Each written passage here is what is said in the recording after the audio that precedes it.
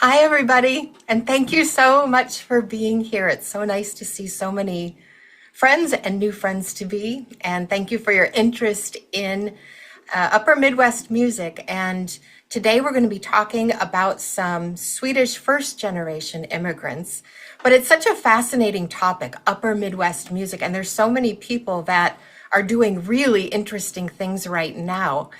So if Swedish isn't really your taste to go forward with, please look into Mike Sawyer's Upper Midwest Music, and there will be a link at the end of this presentation. Beth Rado's got a great presentation down at Vesterheim right now, and there'll be a link to her. And there's also a link to Mary Pat's work, who has one of the best videos I've seen on Pa's Fiddle from the Little House books. So I'll have all those links at the end with a few others. But with that, let's just dive right in because I've got a lot to share. And I mentioned to Mary Pat when COVID was starting and everybody got lots of work with Zoom, knowing what they're doing. I was working in a nursing home, so I don't have that kind of capability. So you're gonna see like a weird blue dot. I don't know what to do about that. We'll just pretend it's not there. So we are going to be talking today about the folk music and the Nordic Newcomers. They're going to be first generation Swedish immigrants that have come to the Upper Midwest, the Northern Heartland, and they're going to be coming from about the dates 1850 to 1825, just because I had to narrow it down somehow. There is, right there on the screen, you'll see a gentleman, that's Hord Lars Larson. He's up in Clearwater County fiddling away on his 90th birthday. He came from Älvdalen, Minnesota. And a neat story about him is that he spoke Elfish, which is a language that was descended most closely to Viking language. We'll just move ahead. Okay, so this is where it all started. I was studying nyckelharpa in 2023 with the Cajsa Ekstav. She's a cultural tradition bearer of, I think, the highest being in Sweden, and it's who I wanted to study with. We were studying for 6 months online, doing Zoom lessons through the American Scandinavian Foundation. And when it came time to study different polska forms, Cajsa had brought in Christina From, and the way she put it at the time was, I tell you, Christina is not only a splendid fiddler, but she is a source of gold, meaning Christina knows the music, she knows the context, she knows the history.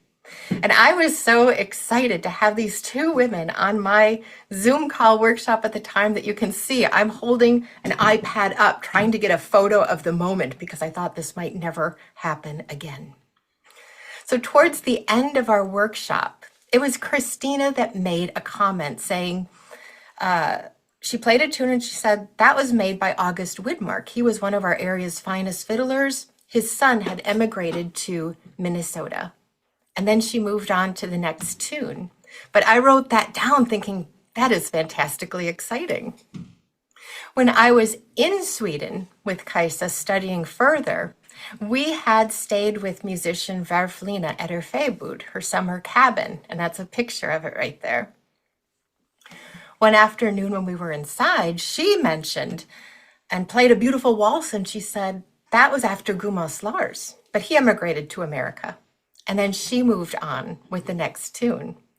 And then that got me curious about who were these musicians that moved first generation to the Upper Midwest, figuring most of them had landed in Minnesota.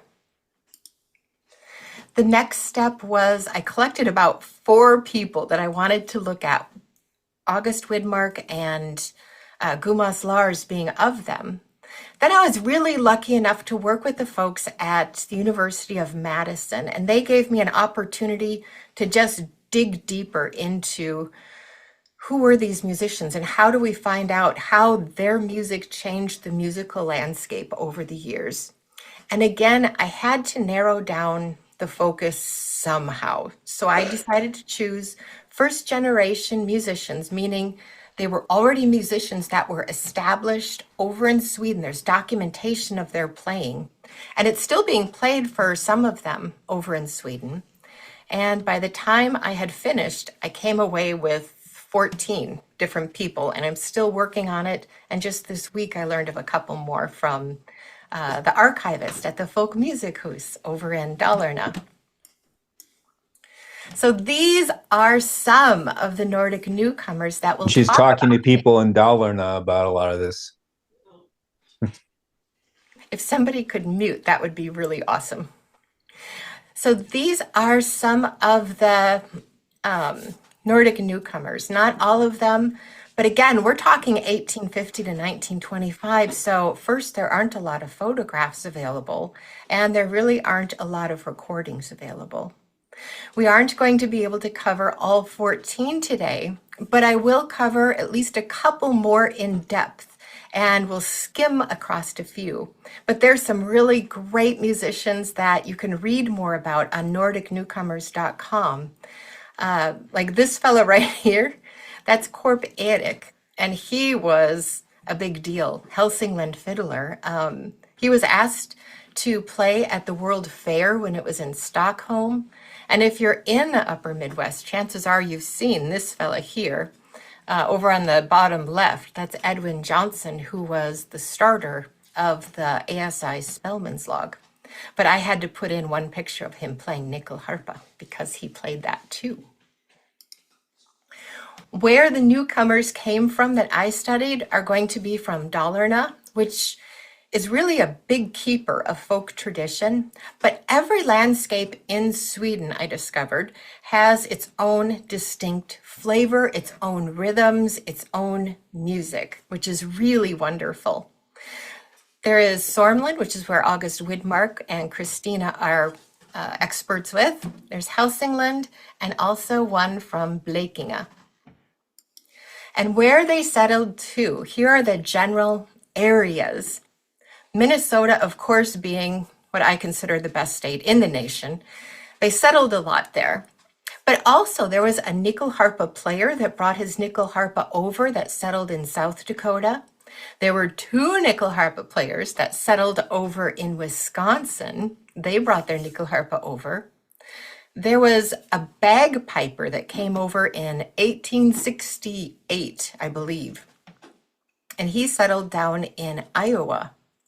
The rest all were scattered about in Minnesota, not too scattered at least. They're in the Twin Cities metro area and then also up north. So we will start with the story of Per August Widmark. That is the person that kicked it all off when Christina had played one of his beautiful tunes, a couple of them actually, and mentioned that he had immigrated. So thank you, Christina, for that, and thank you, Cajsa, for arranging. So Per August, therefore, is pretty dear to my heart. He was born in a really musical family in Vingåker, Sweden in 1864. Yes, 1864. He emigrated when he was quite young at 23 years old. His father was a prominent fiddler. We'll talk about him in a moment. And his grandfather was the town organist and the smallpox vaccinator. Somehow those 2 jobs went together back in the day. Don't know how, but that's a different thing we can look at later. So they initially settled, August did, in St. Paul, Minnesota, and he worked for the railroad, the Minnesota Transfer Company, before he moved his family up to Clearwater, Minnesota, right by Lake Minerva. It's about 20 miles outside of Bemidji, I believe. And they became pioneers. And Per August was really active in community building and being able to take his oxen to create new trails in the forests up there. And there he is on his oxen cart.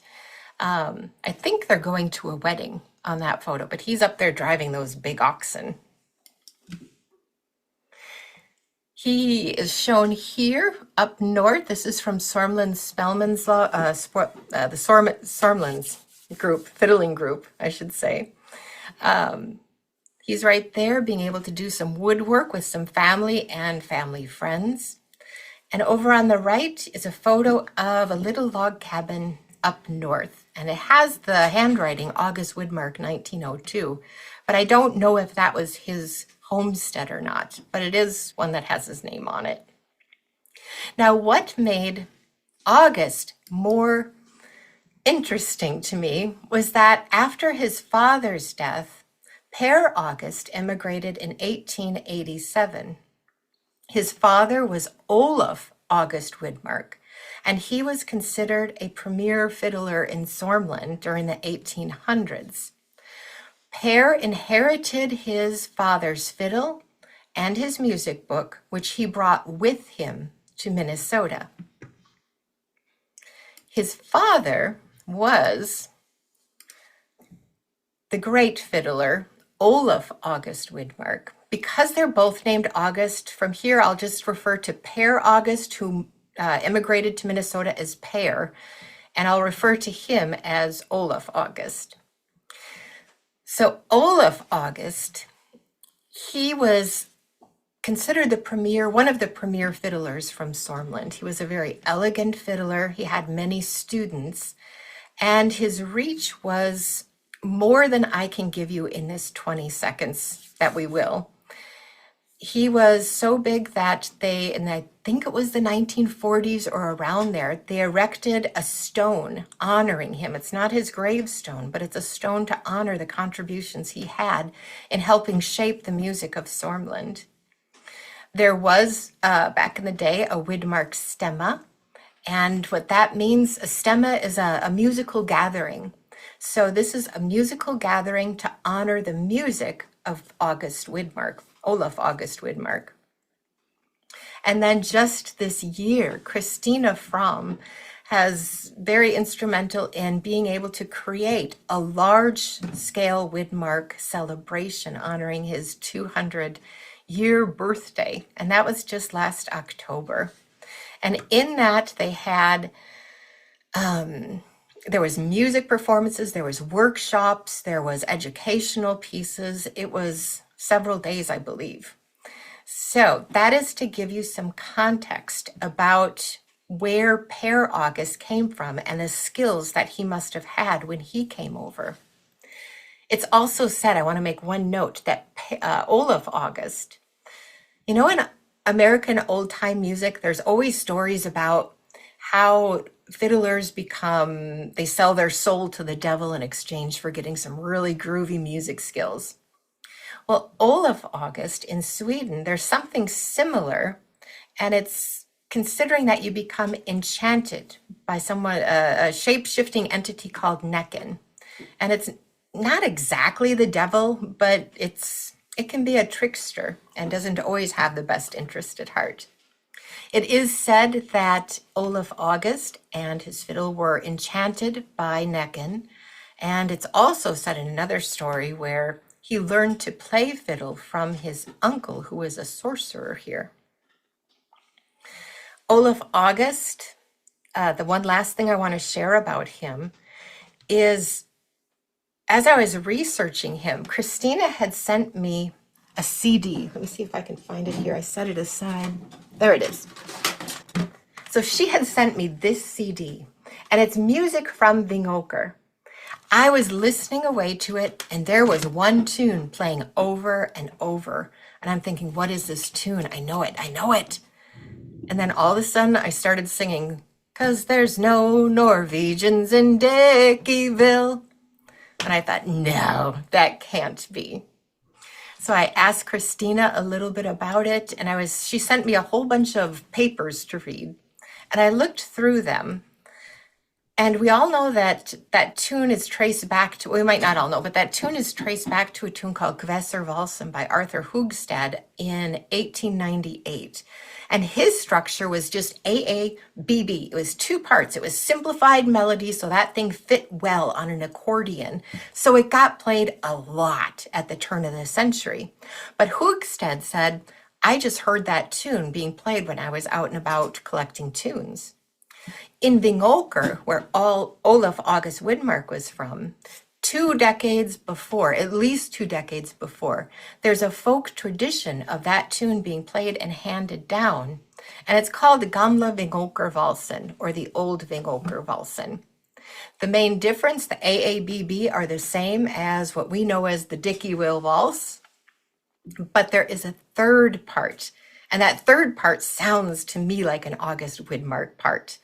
It is dun da da dun da da da da da da da da da da da dun da da da da da da da da da da dum bum. It's not that much different, but it is giving it a little bit of spice. So I will be sharing some of that in different links afterwards. Like all really good folk tunes, they come from kind of murky origins and nobody really knows the source of that tune, but it is widely considered that Olaf August Widmark is a very credible origin for that well-known melody.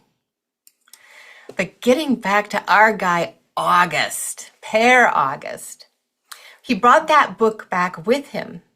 And in that book, there's all kinds of tunes that are distinct to Swedish rhythms. There's polskas, there's marches, there's polnas, there's hambo polkats, there's waltzes. But at the end of the book, all of a sudden the handwriting seems to change and it says new handwriting. And in that new handwriting, it says things like hornpipes and reels and jigs. And these are all tunes that we know would have been considered the real common dance repertoire of the day here in the States. Probably just wanting to play for dances. Don't know if he was playing for dances, but I like to believe he was. The first dance of the Shevlin Hotel that opened in 1898, it said Ole Risen played the violin. Ole Risen was the next door neighbor of August Widmark. And there's a photo that accompanied that from Clearwater County. And where that yellow arrow is, if you look closely and blow that up, that's 99% sure that that's August Widmark. He has the same mustache, the same face. He holds his right arm in the same way. So I like to think he was playing for dances. I'll share a little bit about his family lineage because I know that's something that the Minnesota State Fiddlers like to look at too. And I like to look at it as how does music become transmitted here in the Upper Midwest?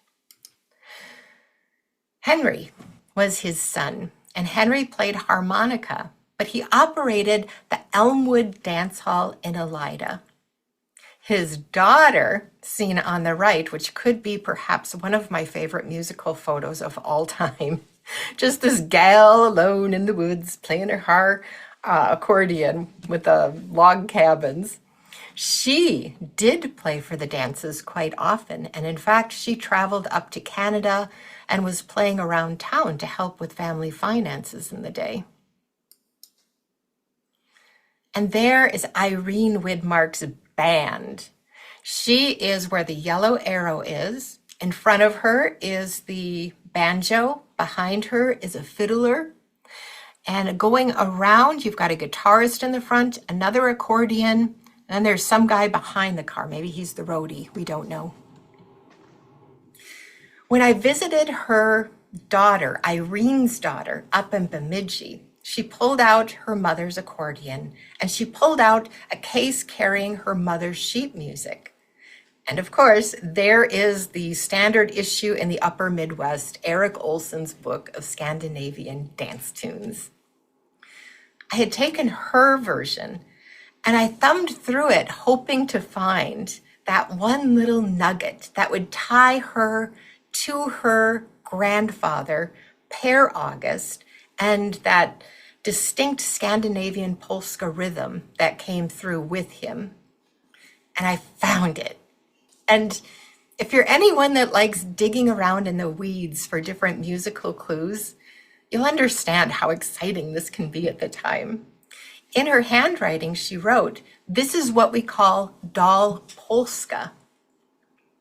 Now, polska wasn't a word that was popular then or widely used, and even nowadays in music, it's not widely used here in Minnesota in the Upper Midwest.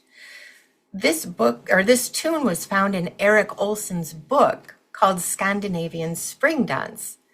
And that tune is in 3/4 time. That's the only thing that really identifies it as could be a polska. but it is definitely a really nice hambo to dance to, which is a polska style. So I like to think this is definite proof, but I don't know that. But I like to see that she must have gotten that word from her neighbors, but I hope that it was from her grandfather.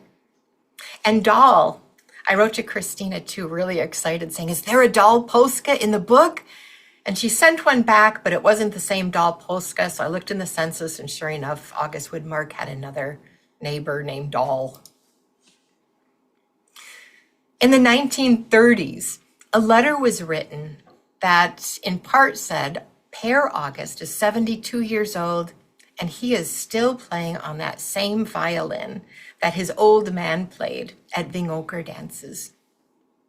After Per's death in 1944, his youngest son arranged for the book to be returned to Sörmland Fiddlers Group in Sweden.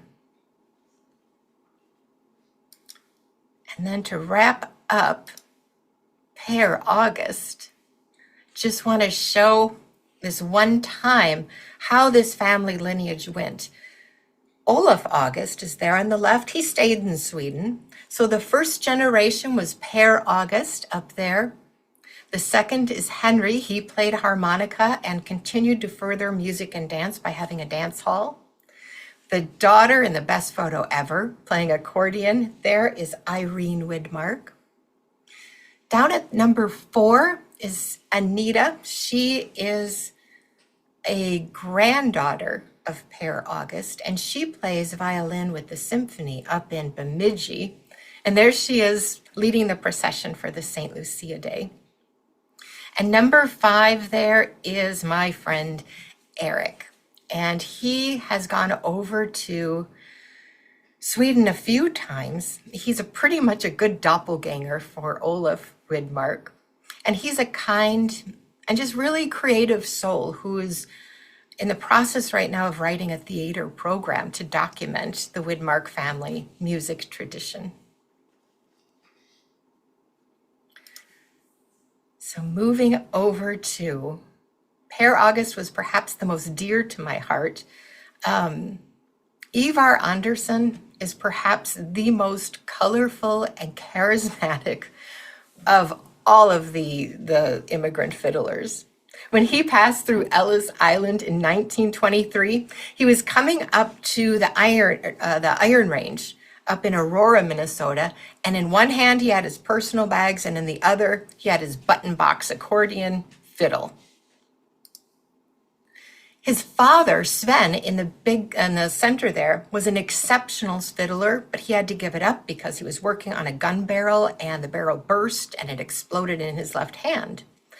Ivar, shown there right before he had immigrated, played the violin and also the button box and eventually the harmonica. Ivar wrote about owning a violin that he was going to bring to America, but his violin was enchanted by Näcken, he said, and it would play by itself when it was hanging on the wall. It would make screeching sounds. So he ended up giving that to his nephew right before he immigrated and brought a different fiddle instead. But Ivar also said that one was enchanted and would play by itself. He wasn't getting any sleep, so he had to pass it on. These are 2 photos taken by Ivar. It shows him working on the railroad. He took the photo. And the second is they're out in the woods shooting bear. The Babbitt Mining Company was having their horses attacked by bears. So they hired Ivar, who is considered the best shot, to go out and hunt them. One of them might be his friend Charlie Wallbreaker, who was also an excellent fiddler at the time. Different story for a different day. In Aurora, Ivar worked as a truck driver and a track guard, and he called Aurora the most untamed, rough, wild place in the entire Minnesota mining range. But he also said that there was no work more honorable than that of a rail worker. And later in life, he did record some rail working songs, Swedish rail worker songs that are on the Nordic Newcomers website. When it was winter, it really slowed down work on the railroad, and the workers would spend all their time indoors. And Ivar would call it the Great White Silence because it was just the sound of the howling wind and the howling wolves across the snowy landscape. Ivar used that time to share his Swedish folk tunes, and he said he played polskas and hambos, and those two would keep the wolves and the wind at bay. Ivar moved to Chicago, and he started an ice delivery business. One of the places he delivered to was a small candy shop on East 55th Street. 2 times a day, Ivar would haul those big ice chunks, and that's him hauling that ice chunk there. So you see the size of it, you know how strong he must have been. So 2 times a day at this candy shop on East 55th, he would have to carry that chunk past the candy, past the ice cream, past the lemonade, past the toys, until he went all the way through the store and ended up in a bar. It was prohibition at the time, remember, so you weren't allowed to have any alcohol. Where he was delivering to was one of Al Capone's favorite speakeasies. Here's a story that Ivar had shared in his memory. Quote, translated quote, I should say. One morning when I got up at 7:30, there was no one there in that bar except the bartender. I'd known him for a couple years. That morning, there was a 2-row accordion hanging on the wall. So after I delivered the ice, I took down the accordion and I played a few tunes. And the bartender asked what I was playing. Was it the old Nordic folk music? And I said, yes, it's Nordic folk music. Another time when I got to the bar, the bartender said, hey, the boss is coming on Saturday night. And I told him you'd have that old Nordic folk music and he wants to hear it. So you better be here. And the boss, of course, being Al Capone. So Ivar said in the book that I showed up on Saturday night and immediately saw Al Capone was there because outside was his armored car. And when I came in, the guards ran and they got the boss. There were a lot of gangsters there, and I knew them all. There was One-Eyed Connolly and Babyface Nelson and a number of others who I knew, but I didn't know their names. I just knew their code designations, and they conversed in this secret language all their own. But I pretend I didn't know what they were saying because that was best if I wanted to stay alive. But I hadn't seen Capone before, and now he was sitting in front of me. There he was, no mistaking him. He had this long scar from his ear down to the corner of his mouth from someone who had cut him. In my eyes, he didn't look like much to the world. He was what we called back at home a pale fart because he had no color in his face, and his face was just kind of white and doughy. I didn't say anything. I just saluted Capone, and Capone saluted back. I started playing tunes for him, and 2 men wrote down the sheet music as I played, just in case there was something he liked. Most of the music I played of Nordic folk music, he didn't care for. But there was one waltz in particular that he liked. And after I played it, he said, that's nice. So I played that over and over for him. And since then, I've called it Al Capone's Waltz. But its real name is Eulerbill's Bilbo Waltz. Capone invited Ivar over to have a drink, but he declined, saying he doesn't drink, and he never saw him again. But Ivar did continue to pay $2 a week for protection, just like all the other small businesses did. Back in the early 2000s, Magnus, his name's escaping me. Magnus, he's the big musicologist. Gustafsson. Thank you. Yes, Gustafsson. He came over to Niswa and he taught this waltz and shared some of this story. I took that from Ivar's. This is his book, his memoir that he wrote. He's got a lot of wonderful stories in here. As they say, some of them don't really age well because that was 100 years ago and it was a different time then. If you go to the Nordic Newcomers website, I worked with the folks in Blekinge, and they were so kind and generous to give me a lot of photos, but they also gave me a recording of Ivar playing Al Capone's waltz and telling some of that story on his button box. The next are women. It's so rare to find women musicians, to find even tunes that are attributed to women musicians or played after them in the style. Right now that's changing, and there are many groups that consist of women. And in fact, Cajsa and Christina are with a group called Sister Polskan, and they play tunes together. Some of them are from Smultron Yards Ida and different musicians. This here is Whole Britta. She came over to Minnesota, emigrating from Dala-Järna in Dalarna. She emigrated in 1868. What was unique about her was she was an instrumentalist. She was a bagpipe player, säckpipa. Women could play säckpipa quite often because they used säckpipa, I understand, as they were herding in the fields. She brought her säckpipa with, and she also had a mother who played säckpipa. Anna also played, not just for the sake of herding, but Anna had played in the taverns, and so did Britta. And there was a story about how if the men didn't pay them well enough in the taverns, then Britta and Anna would go up and cuff them upside their ear, which I like very much. I did speak with her great-granddaughter, and she did say, yes, that story was true as far as family legend being handed down. Her mother, Anna, had played at weddings, and she also played with a fiddler, Mattis. And I'll put the links. I just got them this week from Dalarna, but I will put them on the Nordic Newcomers website. In fact, I did last night. After Anna passed away in 1903, Britta moved up way up there at International Falls to live with her family. Her son Louis was working as a lumberjack.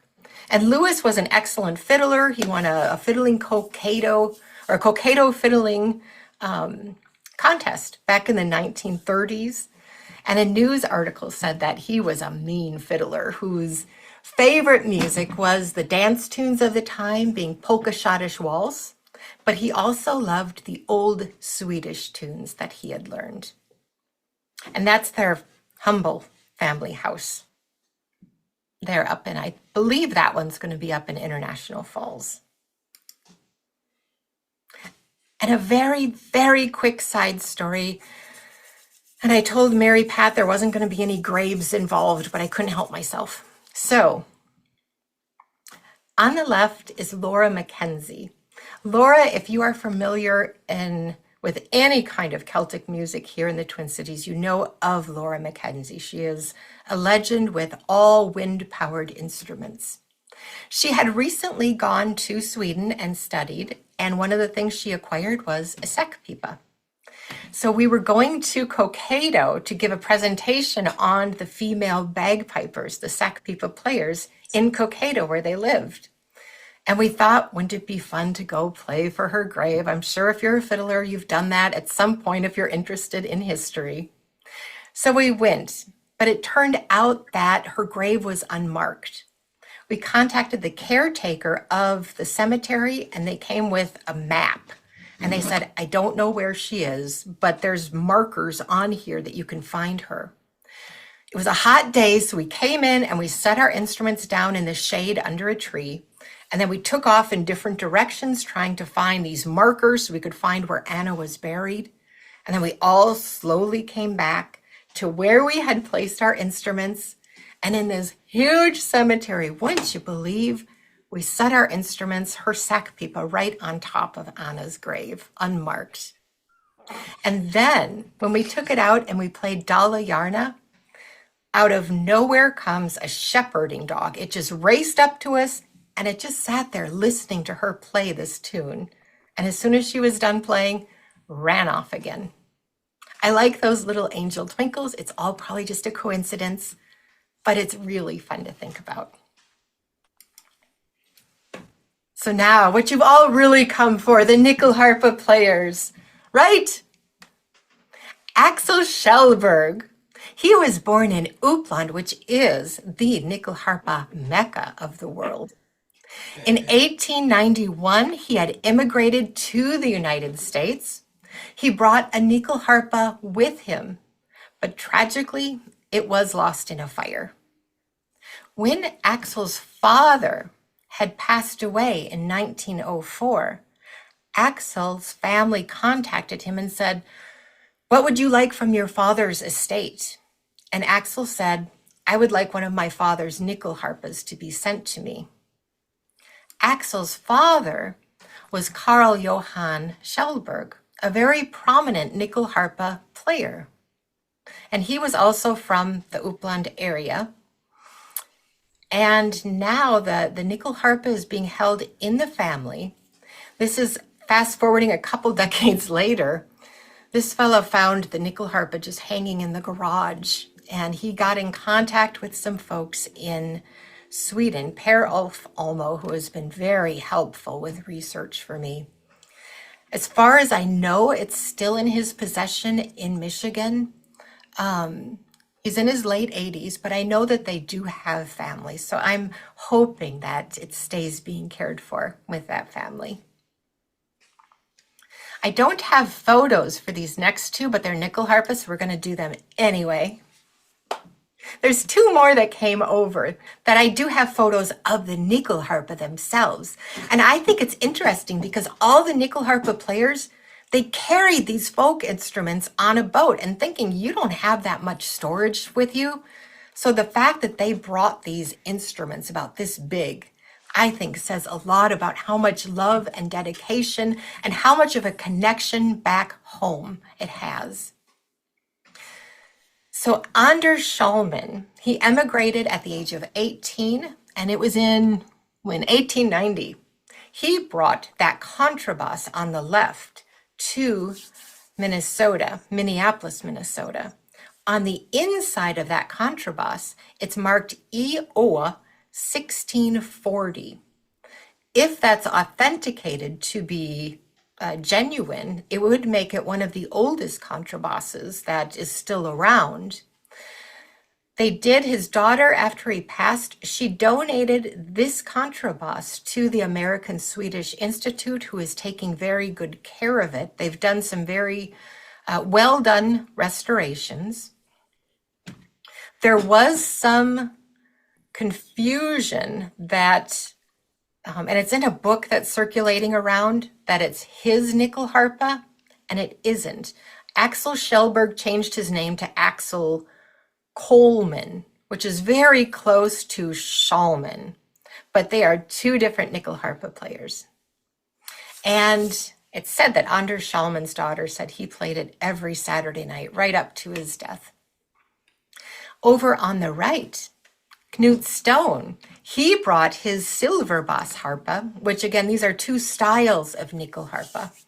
He brought that with him and settled in South Dakota, and he had played it quite often. He was from Österbybruk, Uppland, and he later moved to Haag, which is interesting, another big nyckelharpa area.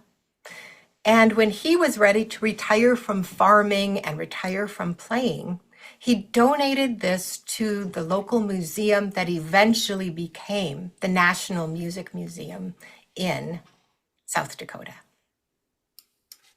There are more nyckelharpa that have made their way to the Upper Midwest. Two more in Minnesota, one more in Wisconsin, but I'm still working to try and find information on them.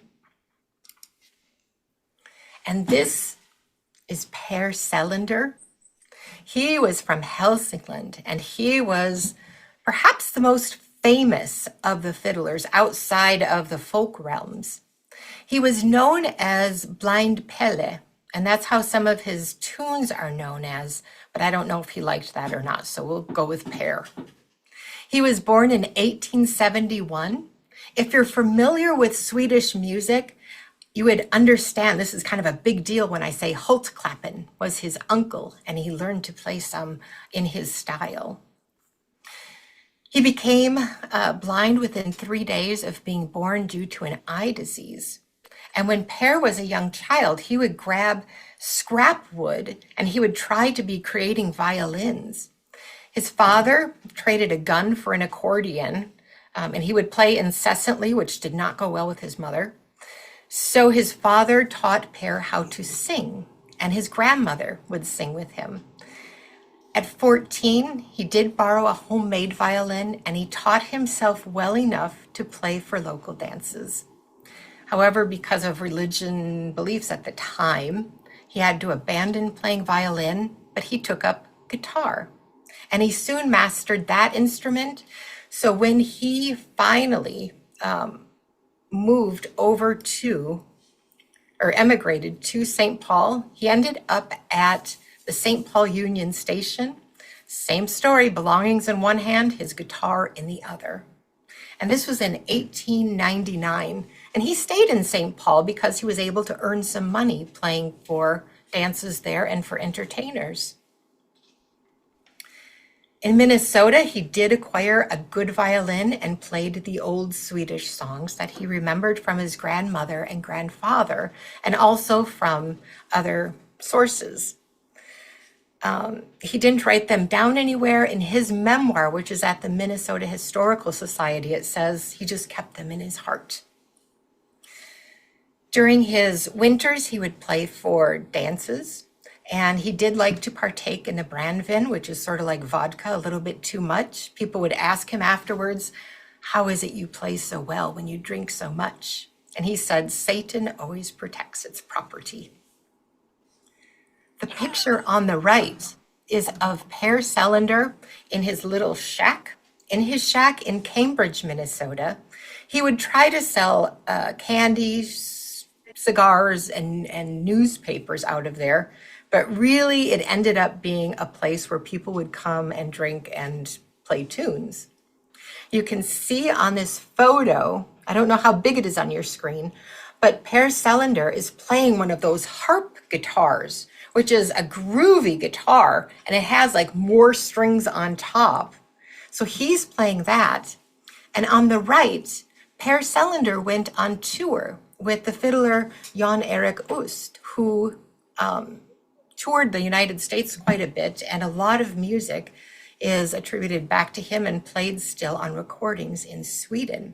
And that's him right there. And they've got an old phonograph to the right, but I don't know how much they can hear because if you see in the background, there's a big train going by. So that must have been loud. Henry Ford had commissioned Per Selander to create music. This is one that's in Isanti County Historical Society, the Swedish American March. And he also created some for Henry Ford, but I slipped the names of what they were. He received a typewriter, and that's how he ended up typing up his entire memoir. And the last one that I'll finish up with here is Gumas Lars Larsson. And this is the fiddler that Verflina played a beautiful waltz from. Gumas Lars Larsson was born in Älvdalen, and he emigrated in 1900. He settled in Dalbo, which is in Isanti County, and he changed his name to Louis Elvine. There's a waltz that's still played in Älvdalen by their Spelmanslag, which is a team of fiddlers, a group of fiddlers. And it was said that he played every single day, even the night before he passed. He was playing his fiddle.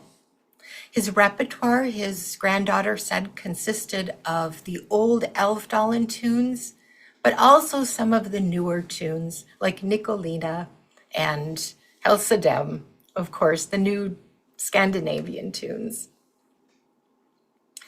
Let's see. There's a gentleman named Keith Engström, who is the keeper of Dalbo heritage and history. And he was one of the people that I contacted to see if he had any more information on Gumas Lars.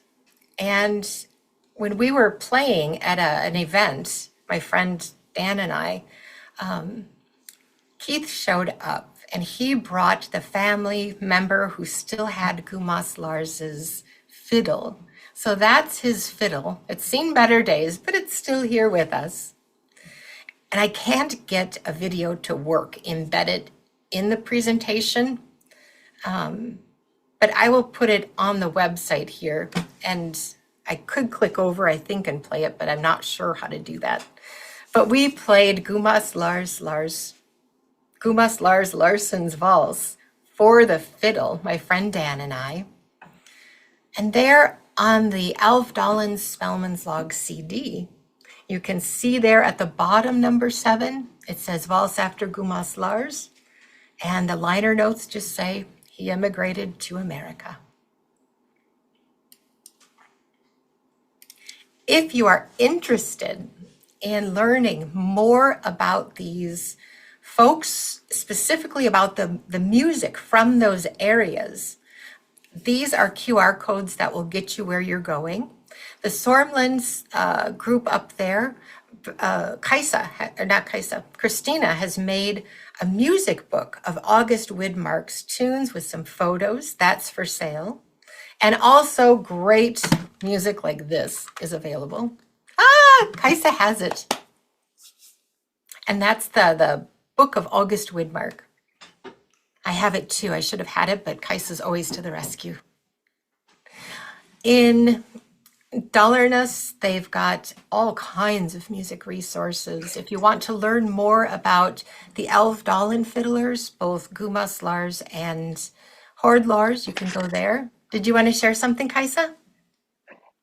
Yes, can I? I just want to tell you that Värvlena Egert from Älvdalens Spelmanslag, the leader of that you visited and learned about Gumas Lars, is here too. It just says Lena.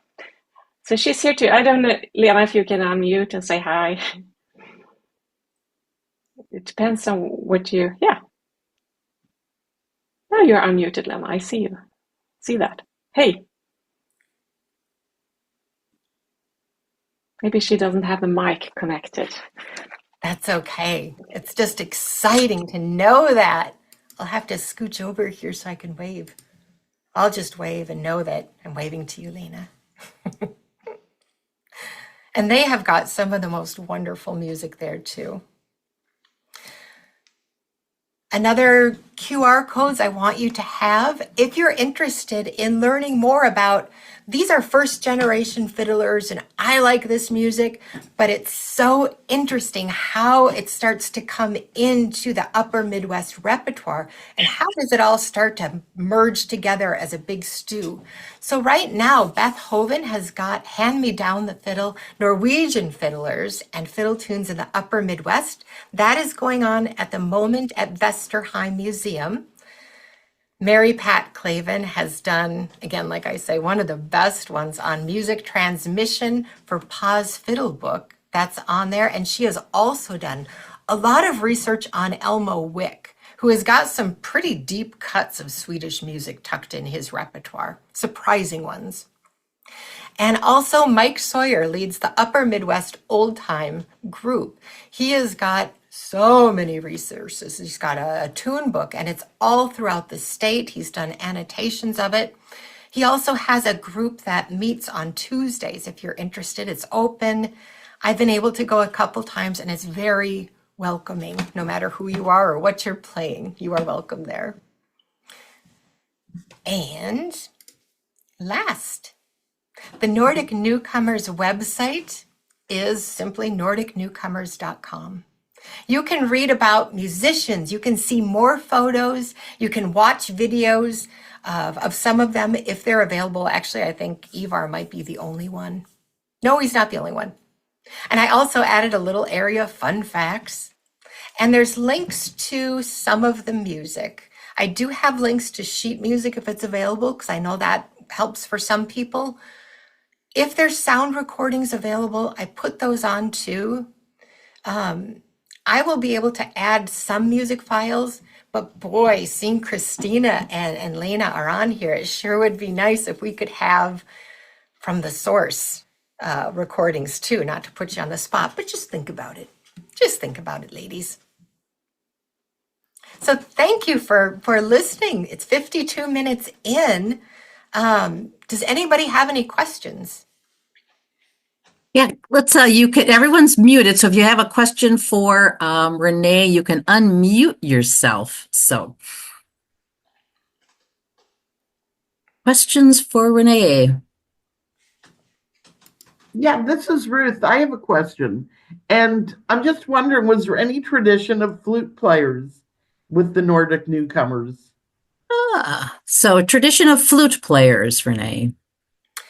Not that I know of right now. Flute was not the most popular. There's a tradition, I believe, in Skåne of a gentleman named Brun, Brun, and his tunes, many of them he learned from his mother's singing, and her name was Christina Magdalena Brun, Brun. There are a lot of the 16th note polskas, which Christina is a wizard at knowing all the styles and how to get the nuances of. And I showed a picture of Laura Mackenzie. Here in the Upper Midwest, Laura went to Sweden to study with two flute players that are pretty prominent, and she's starting to learn about the flute tradition in Sweden. Thank you for asking. Thank you.